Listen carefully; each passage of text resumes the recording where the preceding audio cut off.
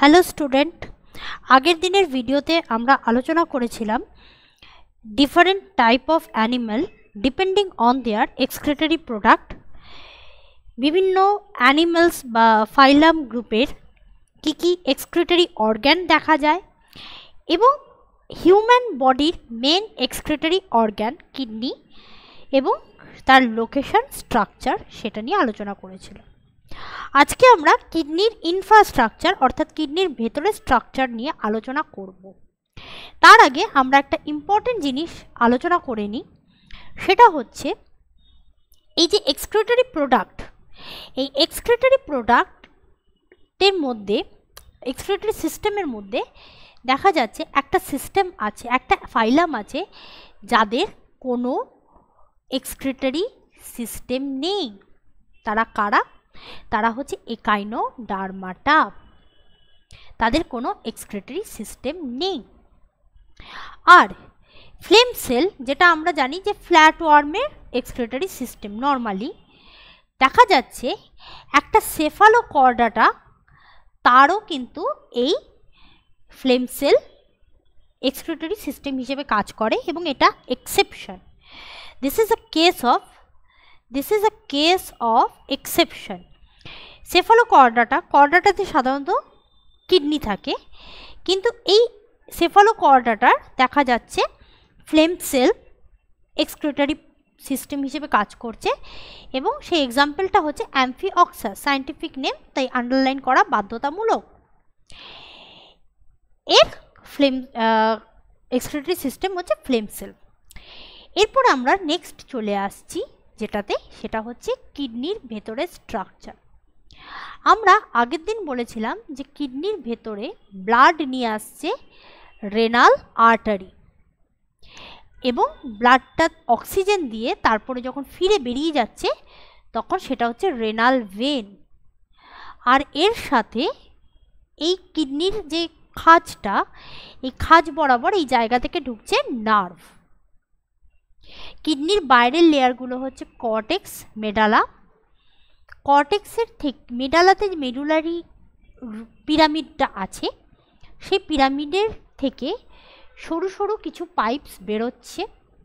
এই সরু সরু পাইপসগুলো জুড়ে গিয়ে এখানটা সরু সরু পাইপগুলো জুড়ে গিয়ে তৈরি করছে মাইনর ক্যালিক্স। মাইনর ক্যালিক্সগুলো জুড়ে তৈরি করছে মেজর ক্যালিক্স। এগুলো জুড়ে গিয়ে তৈরি করছে মেজর ক্যালিক্স।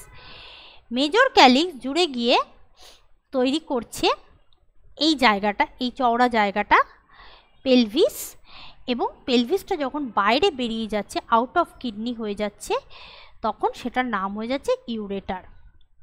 কিডনি বডির সাথে ফাইব্রাস টিস্যু দিয়ে লেগে থাকছে। এই রেনাল পিরামিডে যে সরু সরু পাইপ, এই পাইপগুলোই অ্যাকচুয়ালি কিসের পার্ট? নেফ্রনের পার্ট। অনেকগুলো নেফ্রন এখানে থাকে। কতগুলো নেফ্রন থাকে? 10 লাখ নেফ্রন থাকে পার কিডনিতে। 10 লাখ নেফ্রন থাকে পার কিডনি।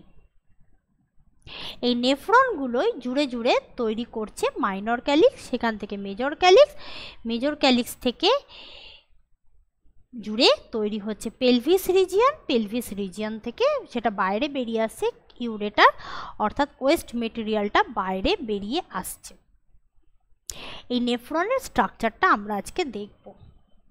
নেফ্রনের স্ট্রাকচার দেখতে গেলে আমাদের সামনেই যেটা প্রথমে আসে সেটা হচ্ছে বাউম্যান ক্যাপসুল, আর তার মধ্যে থাকে গ্লোমেরুলাস ব্লাড ক্যাপিলারি। এই গ্লোমেরুলাস তৈরি হয় অ্যাফারেন্ট আর্টারিওল দিয়ে, অর্থাৎ এ দিয়ে মনে রাখবে, এ দিয়ে অ্যারাইভ করছে অ্যাফারেন্ট আর্টারিওল, আর ই দিয়ে এক্সিট করছে। এটা মনে রাখলেই দেখবে তোমাদের লিখতে, পড়তে, মনে রাখতে কোনো অসুবিধা হবে না। অ্যাফারেন্ট আর্টারিওলের তোমরা দেখতেই পাচ্ছ ডায়ামিটারটা অনেক চওড়া, ফলে বেশি ব্লাড আসে কিন্তু বেরোয় কম, ফলে এখানে একটা চাপের সৃষ্টি হয়, যার ফলে ফিল্টার হয়ে ওয়েস্ট মেটেরিয়ালটা বাউম্যান ক্যাপসুলে জমা হয় এবং সেই ওয়েস্ট মেটেরিয়ালটা পিসিটি বা প্রক্সিমাল কনভলেটেড টিউবেল, এটা শর্ট ফর্ম পিসিটি দিয়ে যায় তারপর একটা ইউ শেপের স্ট্রাকচার আছে, বিজ্ঞানীর নাম অনুসারে এটার নাম হচ্ছে হেনলিস loop.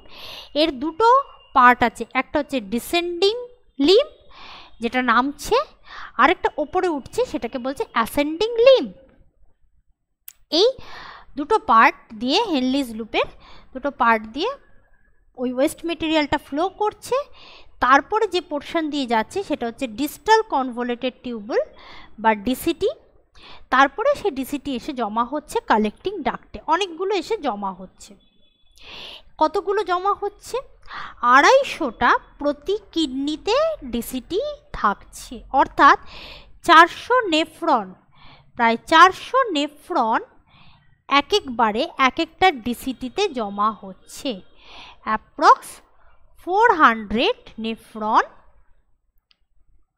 Joint in single DCT. এই ইফারেন্ট আর্টারিওলটা আসছে কোত্থেকে? এই যে আগের যে ছবিটা আমি এঁকেছিলাম সেটা এবার দেখো।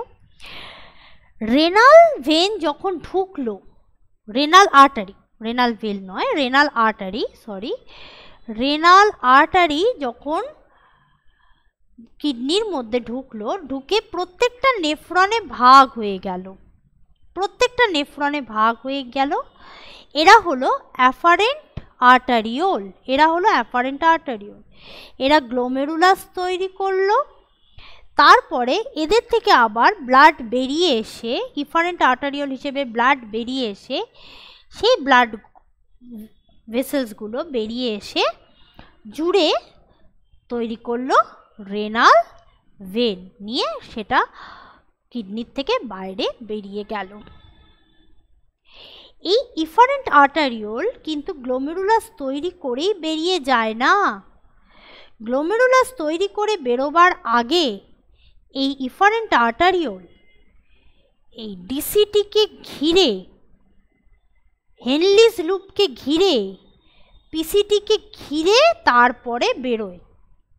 আমি এখানে পুরো প্যাঁচানো আঁকলাম না, তাহলে ছবিটা খুব নোংরা হয়ে যাবে, তোমাদের পক্ষে বুঝতে অসুবিধা হবে, তাই জন্য। এই যে নেটওয়ার্কটা তৈরি হলো, এই নেটওয়ার্কের নাম হচ্ছে ভাসা রেক্টা।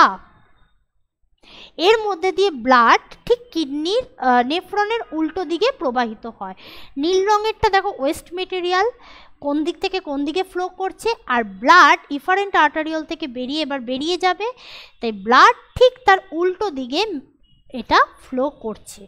অর্থাৎ নেফ্রনের মধ্যে যে ফ্লোটা চলছে তার অপোজিট ফ্লো হচ্ছে ব্লাডের মধ্যে, ব্লাড ভেসেলস বা ভাসা রেক্টার মধ্যে। এই মেকানিজমটাকে বলা হয় কাউন্টার কারেন্ট মেকানিজম। এটাতে আমরা পরে আসছি, তার আগে আমরা স্ট্রাকচারটা একটু ভালো করে দেখে নিই।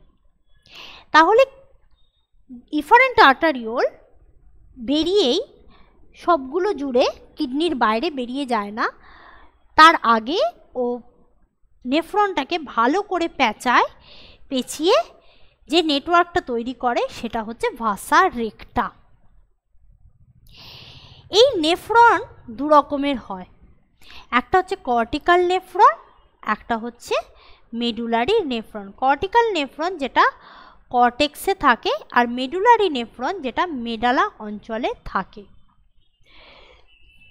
মেডুলারি নেফ্রনের হেনলিস লুপ অনেক বেশি লম্বা হয়, সেই জন্য তারা পিরামিডের স্ট্রাকচারে একসাথে দল বেঁধে থাকে, যেটাকে আমরা রেনাল পিরামিড বলে থাকি। মেডুলারিতেই দেখতে পাওয়া যায়, এটাকে আবার মেডুলারি পিরামিডও বলা হয়। হেনলিস লুপটাই পিরামিডটা তৈরি করে, এটাকে রেনাল পিরামিড বলা হয়। এই হেনলিস লুপ যত বেশি লম্বা হবে তত বেশি ওয়াটার অ্যাবজর্পশন হয়, যত বেশি লম্বা তত বেশি ওয়াটার অ্যাবজর্পশন। তার মানে যারা মাটিতে থাকে, ল্যান্ডে থাকে, তাদের বেশি লম্বা লুপ হয়, কারণ তাদের জল স্টোর করার দরকার হয়। Then aquatic animal, they need to store more water, they need to store more water. তাই টেরিস্ট্রিয়াল অ্যানিম্যালদের লুপ সব থেকে লম্বা হয়।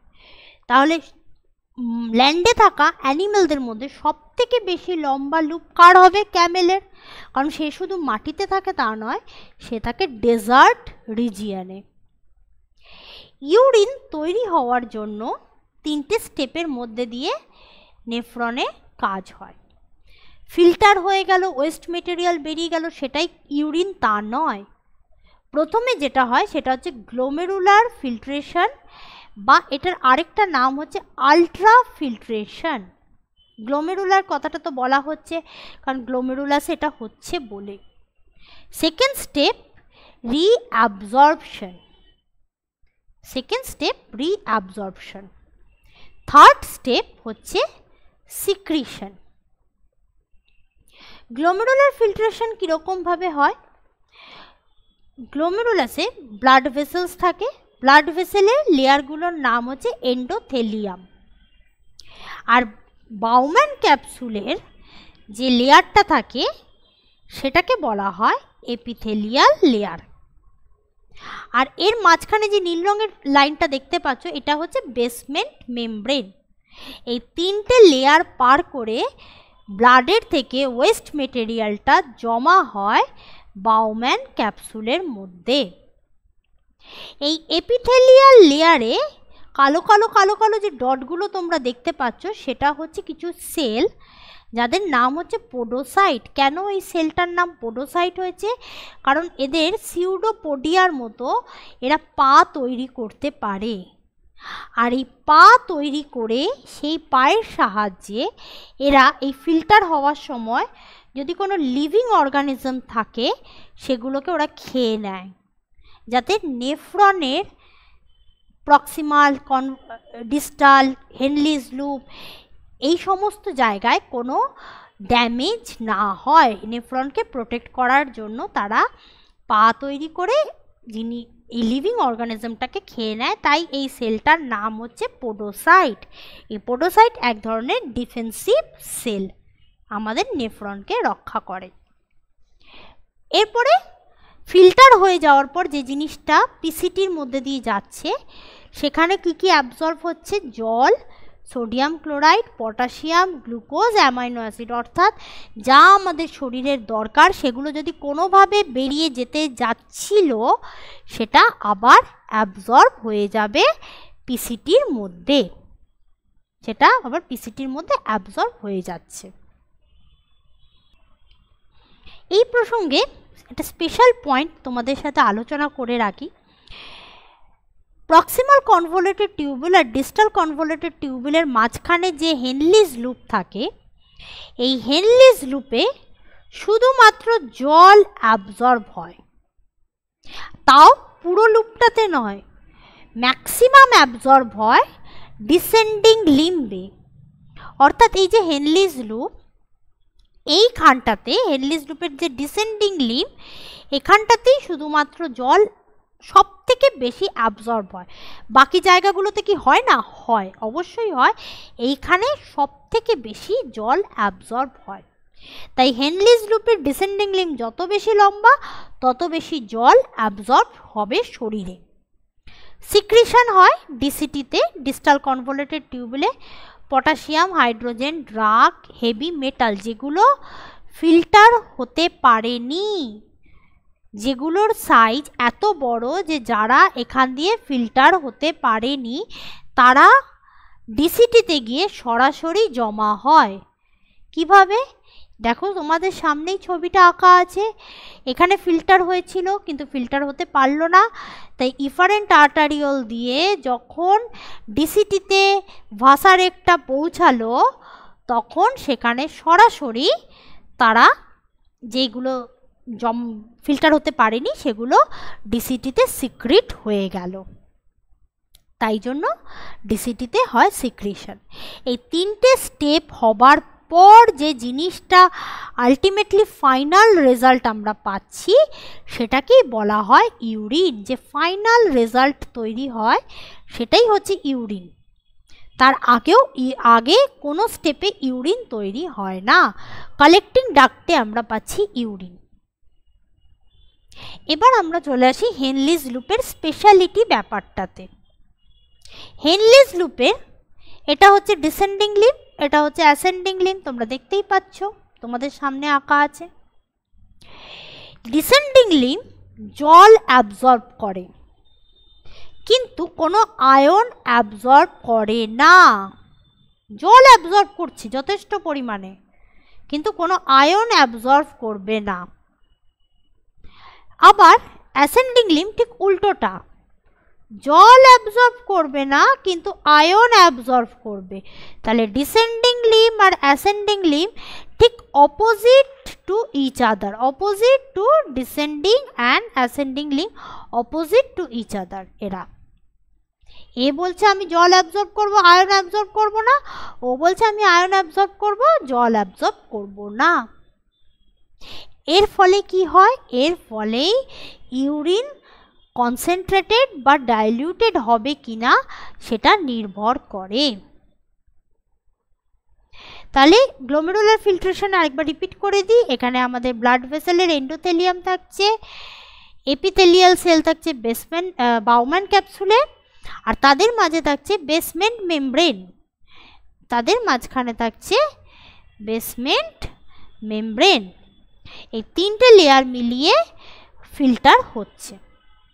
পোডোসাইট সেল থাকছে প্রোটেক্ট করার জন্য, আর ডিসিটিতে সিক্রিট হচ্ছে সেই সমস্ত জিনিসগুলো যেগুলো ফিল্টার হতে পারেনি, তাই জন্য ভাসা রেক্টা এখানে হাজির হয়েছে।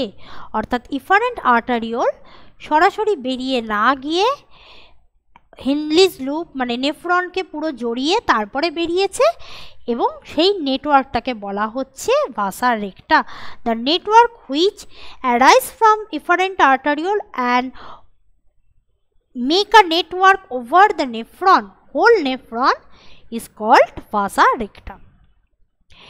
এই হেনলিজ লুপের মধ্যে যে জল বা আয়নের অ্যাবজর্বেশন হচ্ছে, কোথায় কোনটা হচ্ছে, কিভাবে হচ্ছে, তার উপর ডিপেন্ড করছে কাউন্টার কারেন্ট মেকানিজম। আর কাউন্টার কারেন্ট মেকানিজমে আরেকজনও হেল্প করছে, সেটা হচ্ছে ভাসা রেক্টা।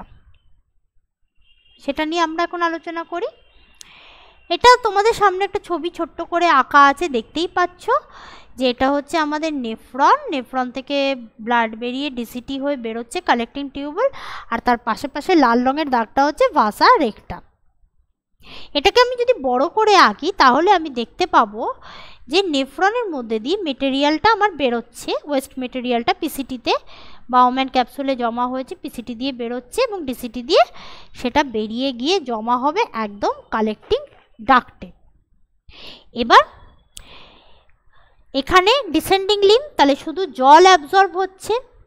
যত বেশি জল অ্যাবজর্ব হচ্ছে সেই জলগুলো জমা হচ্ছে ব্লাডে, অর্থাৎ ভাসা রেক্টাতে, সেই জলগুলো জমা হচ্ছে ভাসা রেক্টার মধ্যে ঢুকে যাচ্ছে। যত বেশি জল বেরিয়ে যাচ্ছে, ইউরিন ছিল ডাইলিউটেড, এবার ইউরিন আস্তে আস্তে কনসেন্ট্রেটেড হচ্ছে। 400, 600, 800 সব থেকে বেশি কনসেন্ট্রেটেড হচ্ছে একদম হেনলিজ লুপের তলায়। এইবার ব্লাড ইউরিন থেকে বেরোচ্ছে আমার ইলেকট্রোলাইটস। কেন ইলেকট্রোলাইটস বেরোচ্ছে? কারণ তার আগেই আমি তোমাদেরকে বলেছি যে হেনলিজ লুপের অ্যাসেন্ডিং লিম্ব থেকে আর জল বেরোবে না, এবার বেরোবে শুধু ইলেকট্রোলাইটস। তাহলে এবার অ্যাসেন্ডিং লিম্ব থেকে জলের পরিমাণ যতটা কমে গেছে, এবার বেরোচ্ছে আয়নস। যত কিডনি থেকে নেফ্রন দূরে যাচ্ছে, ইউরিন যত দূরে যাচ্ছে, তত অ্যাসেন্ডিং লিম্বে এবার বেরোচ্ছে আয়ন। যত আয়ন বেরিয়ে যাচ্ছে, জলের মধ্যে আয়নের কনসেন্ট্রেশন কমছে, মানে ইউরিনের মধ্যে আয়নের কনসেন্ট্রেশন কমছে। ইউরিনের কনসেন্ট্রেশনটা কমে ইউরিন আস্তে আস্তে ডাইলিউটেড হচ্ছে। 1200 থেকে 800, 800, 600, 400, 300 আস্তে আস্তে ইউরিন ডাইলিউটেড হচ্ছে। তাহলে যদি আমার জল না বেরোয়, ইউরিন আমার কনসেন্ট্রেটেড হবে না, যদি আমার ইউরিন কনসেন্ট্রেটেড হলো কিন্তু আমার আয়ন্স বেরোচ্ছে না, তাহলে ইউরিন আর ডাইলিউটেড হবে না, কনসেন্ট্রেটেড ইউরিনটাই আমার বেরোবে। অর্থাৎ এই হেনলিজ লুপে জল বেরোবে না আয়ন্স বেরোবে নাকি দুজনেই বেরোবে তার উপর ডিপেন্ড করবে আমার আলটিমেটলি ইউরিন কনসেন্ট্রেটেড হবে না ডাইলিউটেড হবে। আর এই যে সমস্ত আয়ন বা জল বেরোচ্ছে তাদেরকে রিসিভ করছে কে? তাদেরকে রিসিভ করছে এই ভাসা রেক্টা, তার জন্যই ভাসা রেক্টা বা ব্লাড ভেসেলসটা ওখানে উপস্থিত আছে। এটাই হচ্ছে ভাসা রেক্টার কাজ। অর্থাৎ ভাসা রেক্টা রিঅ্যাবজর্পশনের ফলে যে মেটেরিয়ালসগুলো রিঅ্যাবজর্ব হচ্ছে সেগুলোকে আবার ব্যাক টু বডি বা ব্লাডে নিয়ে যাচ্ছে। তাহলে যদি জল বেরোয় ইউরিন কনসেন্ট্রেটেড হবে, তারপরে যদি আয়ন বেরোয় ইউরিন আবার ডাইলিউটেড হয়ে যাবে, যদি আয়ন না বেরোয় তাহলে কিডনি ইউরিন কনসেন্ট্রেটেডই থাকবে, যদি জল না বেরোয় তাহলে ইউরিন ডাইলিউটেডই থাকবে। এই হলো কাউন্টার কারেন্ট মেকানিজমের গল্প। এই যে জল বেরোবে কি বেরোবে না, ডাইলিউটেড হবে কি হবে না, এই সমস্ত কিছু কন্ট্রোল করছে একটা হরমোন এডিএইচ বা ভেসোপ্রেসিন। এটা রিলিজ হয়, এই হরমোনটা রিলিজ হয় পিটুইটারির থেকে। কোন পিটুইটারি? না পিটুইটারির পিছনের পার্ট, পস্টেরিয়ার পিটুইটারি। তোমরা যখন এর পরের ভিডিও দেখবে নিউরাল কেমিক্যাল কোঅর্ডিনেশন, সেখানে তোমরা এই হরমোনের ব্যাপারে ডিটেলস জানবে। এই হরমোনের নাম হচ্ছে অ্যান্টি ডাইউরেটিক হরমোন। মানে অ্যান্টি মানে জানো, ডাই মানে ডাইলিউটেড, ইউরেটিক মানে ইউরেন, মানে আলটিমেটলি এটা তৈরি করছে কনসেন্ট্রেটেড ইউরিন। অর্থাৎ এই হরমোন আলটিমেটলি জল অ্যাবজর্ব করছে ইউরিন থেকে, তাই জন্য তো এটা কনসেন্ট্রেটেড হচ্ছে। আর জল কোথায় অ্যাবজর্ব হয়? জল অ্যাবজর্ব হয় হেনলিজ লুপের ডিস্টাল কনভলিউটেড টিউবেলে। তাহলে এটা কাজ করছে ডিসেন্ডিং লিপ অফ হেনলিজ লুপে কাজ করছে, সেখানে কাজ করা মাত্রই জল অ্যাবজর্ব হচ্ছে, তাই কনসেন্ট্রেটেড ইউরিন তৈরি হচ্ছে। যদি এই হরমোন না থাকে, যদি এই হরমোন কোনো কারণে কাজ করছে না বা প্রেজেন্ট নেই, অ্যাবসেন্ট, নো হরমোন, যদি নো হরমোন হয়, সেটা গ্ল্যান্ডের প্রবলেম হতে পারে, শরীরের প্রবলেম হতে পারে, তাহলে নো অ্যাবজর্পশন অফ ওয়াটার, কোনো ওয়াটারের অ্যাবজর্পশন হবে না, এবং বা খুব ইউরিন ডাইলিউটেড অবস্থায় বেরোতে থাকবে, no concentrated urine will be there. এই রোগটাকে বলা হয় ডায়াবেটিস ইনসিডিপাস। অর্থাৎ প্রচণ্ড পরিমাণে ডাইলিউটেড ইউরিন, যার ফলে তুমি অল্প জল খেলেও তোমাকে বারবার বাথরুমে যেতে হচ্ছে, ভীষণ পরিমাণে ডাইলিউটেড ইউরিন তোমার হবে। তোমরা বলবে এটাই কি তাহলে ডায়াবেটিস? যে ডায়াবেটিসের কথা আমরা বলি, তাহলে ইনসুলিন এখানে কিভাবে কাজ করছে? দুটো ডায়াবেটিস আছে শরীর আমাদের মেডিকেল নলেজে, একটা হচ্ছে ডায়াবেটিস মেলিটাস, একটা হচ্ছে ডায়াবেটিস ইনসিডিপাস। ডায়াবেটিস মেলিটাস হচ্ছে ব্লাড সুগার বেড়ে গেলে, যার জন্য আমাদের ইনসুলিনের দরকার হয়, এটা ইনসুলিনের জন্য। আর ডায়াবেটিস ইনসিডিপাস হচ্ছে এডিএইচ হরমোনের জন্য। কিভাবে মনে রাখবে? M for mellitus, M for মিঠা, মিষ্টি। তোমরা হয়তো শুনেছো টাইপ 1 ডায়াবেটিস, টাইপ 2 ডায়াবেটিস, হয়তো এরপরে তোমরা হয়তো ভাববে যে একটা ইনসিডিপাস একটা মেলিটাস। না, ডায়াবেটিস মেলিটাসেরই টাইপ 1 আর টাইপ 2 হয়। টাইপ 1-এ কী হয়? ইনসুলিন তৈরিই হয় না শরীরে, আর টাইপ 2-তে ইনসুলিন তৈরি হয় কিন্তু খুব কম অ্যামাউন্টে তৈরি হয়। তাই ডায়াবেটিস মেলিটাসের মধ্যেই টাইপ 1 আর টাইপ 2 থাকে।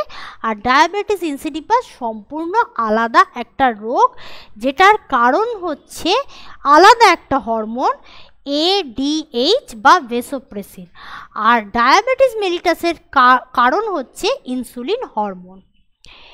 এরপরে লাস্ট স্লাইড আমাদের সেটা হচ্ছে যে এই কিডনি ফাংশন, অর্থাৎ কখন কোন হরমোন বেরোবে, কিভাবে কাজ হবে, এই সমস্ত জিনিসটা কন্ট্রোল করে কিছু হরমোনস আমাদের শরীরে।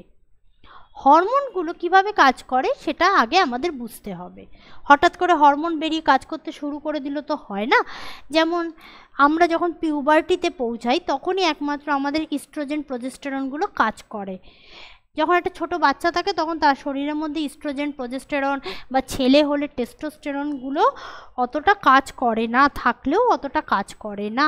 তাহলে এখানে এই ক্ষেত্রেও একটা স্পেশাল সিচুয়েশন হয়, তখনই একমাত্র হরমোন কাজ করতে শুরু করে কিডনিকে কন্ট্রোল করার জন্য। কিভাবে? এই যে কিডনিতে গ্লোমেরুলারে ফিল্টার হচ্ছে ব্লাড, গ্লোমেরুলারে যে ব্লাড ফিল্টার হচ্ছে, এই ফিল্টার হওয়ার যে রেট সেটাকে বলে glomerular filter rate, GFR।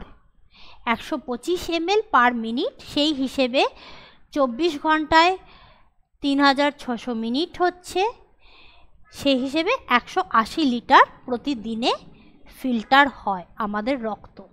180 litre রক্ত, যদিও আমাদের শরীরে 180 লিটার রক্ত নেই, কিন্তু একই রক্ত বারবার ফিল্টার হয়ে টোটাল অ্যামাউন্ট একটা গ্লোমেরুলার কাজ করে 180 লিটার পরিমাণ রক্ত ফিল্টার করে।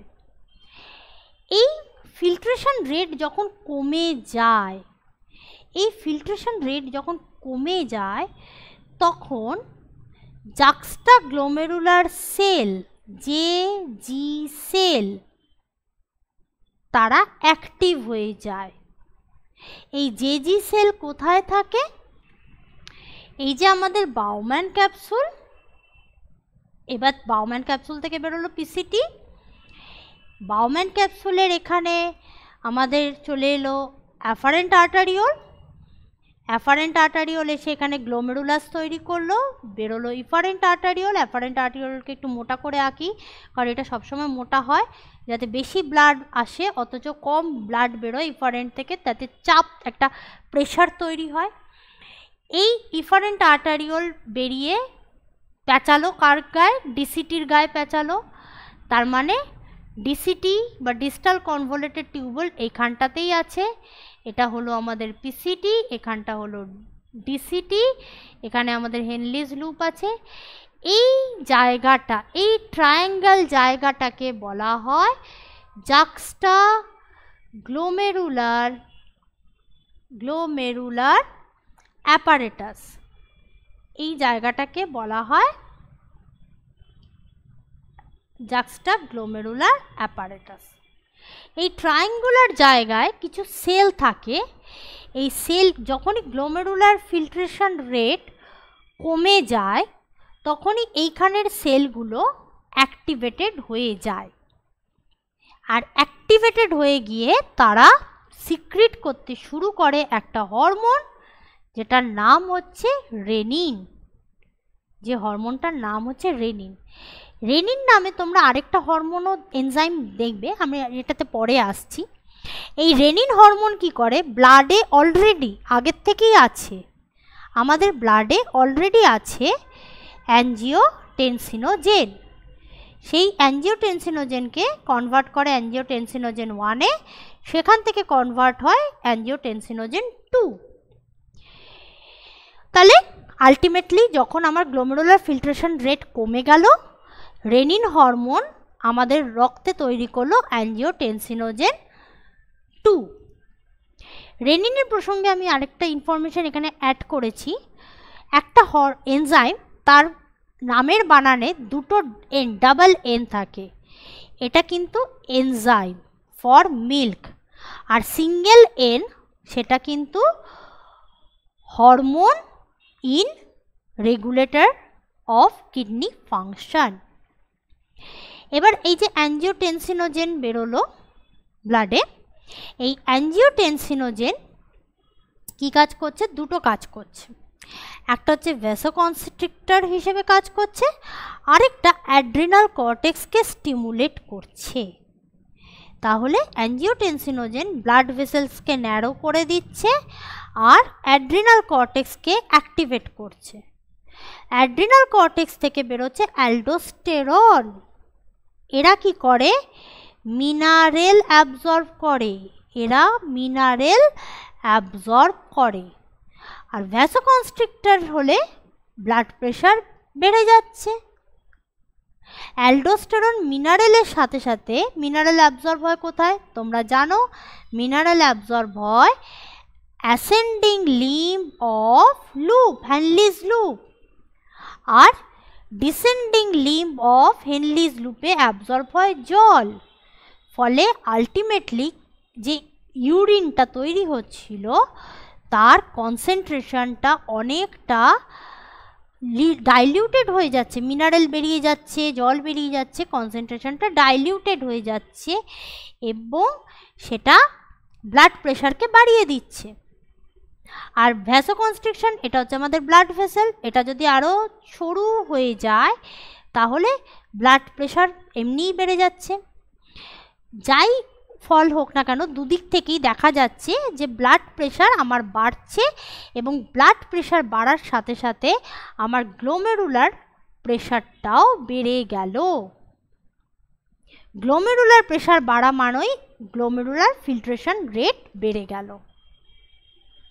গ্লোমেরুলার ফিল্ট্রেশন রেট বেড়ে যাওয়ার মানেই আমার আবার কিডনির কাজ স্বাভাবিকভাবে করতে শুরু করলো।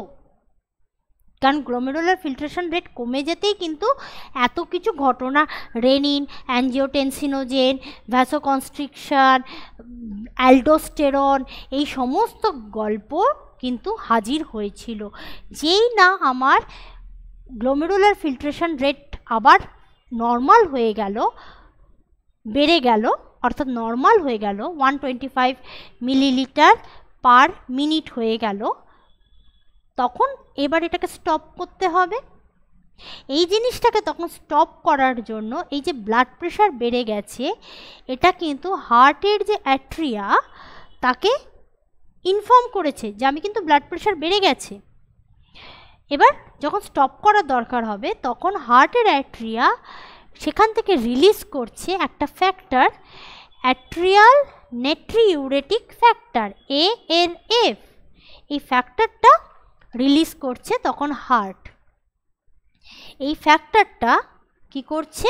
তখন ব্লাড ভেসেলসকে আবার চওড়া করে দিচ্ছে। ফলে ব্লাড প্রেশার যেটা বেড়ে গেছিলো এই অ্যালডোস্টেরন, অ্যাঞ্জিওটেনসিনোজেনের ফলে যে ব্লাড প্রেশারটা বেড়ে গেছিলো, সেই ব্লাড প্রেশারটা আবার কমে আসছে, অর্থাৎ নর্মাল লেভেলে ফিরে আসছে। এটা কিন্তু কমে আসছে বলা যাবে না, ব্লাড প্রেশারটা আবার নর্মাল লেভেলে ফিরে এলো। অর্থাৎ যখন আমার গ্লোমেরুলার ফিল্ট্রেশন রেট বেড়ে গেল তখন আমার রেনিন, অ্যাঞ্জিওটেনসিনোজেন এরা সবাই মিলে কাজকর্ম করে আমার গ্লোমেরুলার ফিল্ট্রেশন রেটটাকে বাড়ালো এবং তখন আমরা জলও খেলাম। এই সময় আমাদের একটা স্পেশাল রিকোয়ারমেন্ট শরীরে ফিল হয়, সেটা হচ্ছে গ্লোমেরুলার ফিল্ট্রেশন এই সময় একটা হয়, সেটা হচ্ছে থ্রাস্ট ফিলিং। এই সময় আমাদের একটা স্পেশাল রিকোয়ারমেন্ট ফিল হয়, সেটা হচ্ছে জলের তেষ্টা। এই জল তেষ্টাটা আমাদের তখন পায়, তখন আমরা জল খাই।